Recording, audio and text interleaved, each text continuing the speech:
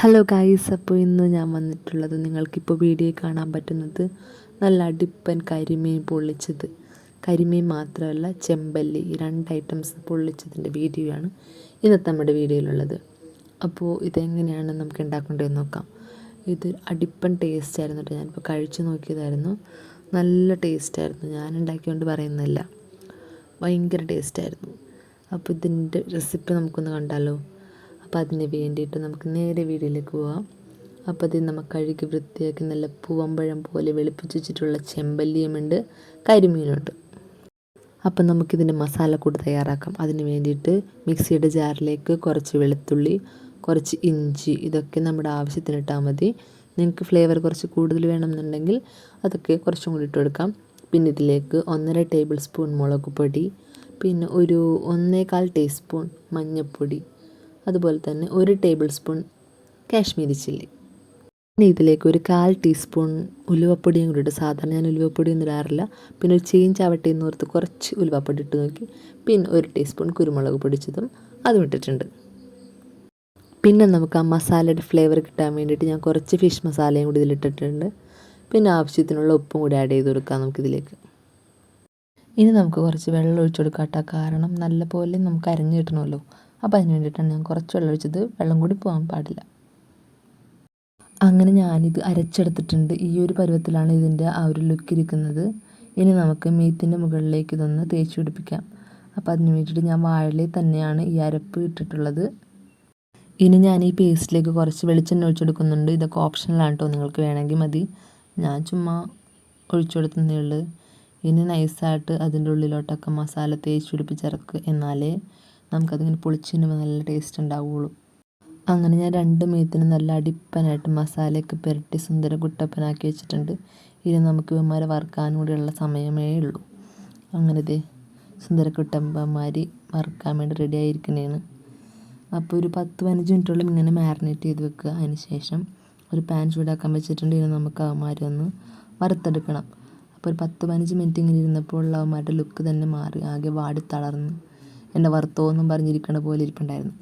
എന്നാൽ പിന്നെ അധികം നേരം അവന്മാരെ പോസ്റ്റ് ആക്കണ്ടല്ലോ എന്ന് ഓർത്ത് ഞാൻ അവന്മാരെ വറുക്കാനിട്ടിട്ടുണ്ട്.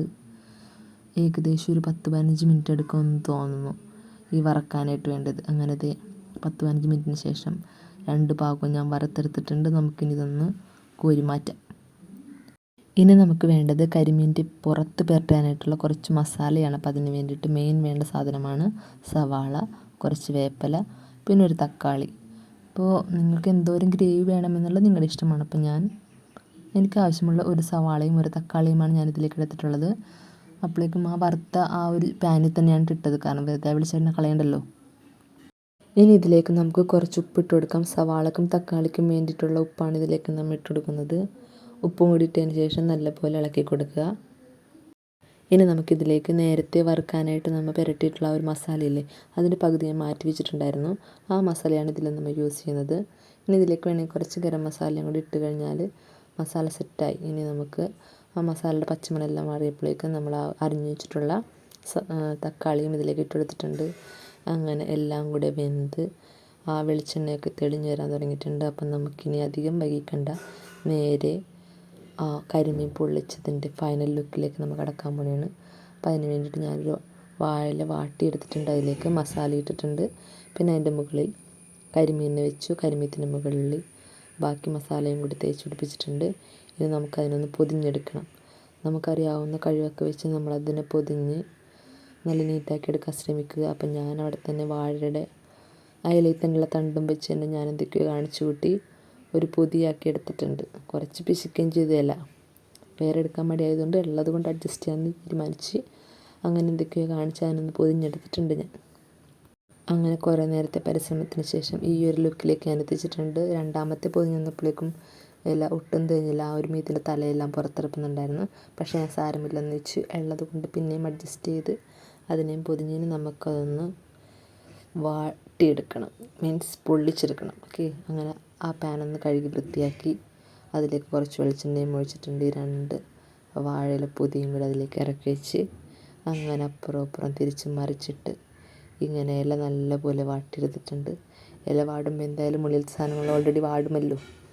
എന്ന് വിശ്വസിച്ച് ഒരു 5-10 മിനിറ്റ് അങ്ങനെ കിടന്നു. ഇനി നമുക്കൊന്ന് തുറന്ന് നോക്കാം, ഇതിൻ്റെ ലുക്ക് എങ്ങനെയായിട്ടൊന്ന് തുറന്ന് നോക്കാം. അങ്ങനെ ടെസ്റ്റർ കണ്ണപ്പനായിട്ട് കുളു വന്നിട്ടുണ്ടായിരുന്നു. അങ്ങനെ കുളു സാഹസികമായി അതിനഴിച്ച്. അങ്ങനെ നമ്മുടെ കരിമീൻ പൊള്ളിച്ചതിൻ്റെ ഫൈനൽ ലുക്ക് ഇതാണ് ഗൈസ്. കണ്ടിട്ട് എനിക്ക് കൊതിയാവുന്നുണ്ട്. അപ്പോൾ അധികം വൈകാണ്ട് തന്നെ ഞാനിപ്പോൾ തിന്ന് നോക്കും. അങ്ങനെ നമ്മുടെ ഇന്നത്തെ കരിമീൻ പൊള്ളിച്ച വീഡിയോ ഇവിടെ അവസാനിച്ചിരിക്കുകയാണ്. നിങ്ങൾക്ക് എല്ലാവർക്കും എൻ്റെ സ്പെഷ്യൽ കരിമീൻ പൊള്ളിച്ചത് ഇഷ്ടമായെന്ന് വിചാരിക്കുന്നു. അടുത്ത വീഡിയോയിലൂടെ കാണുന്നവരേക്കും ടാറ്റാ.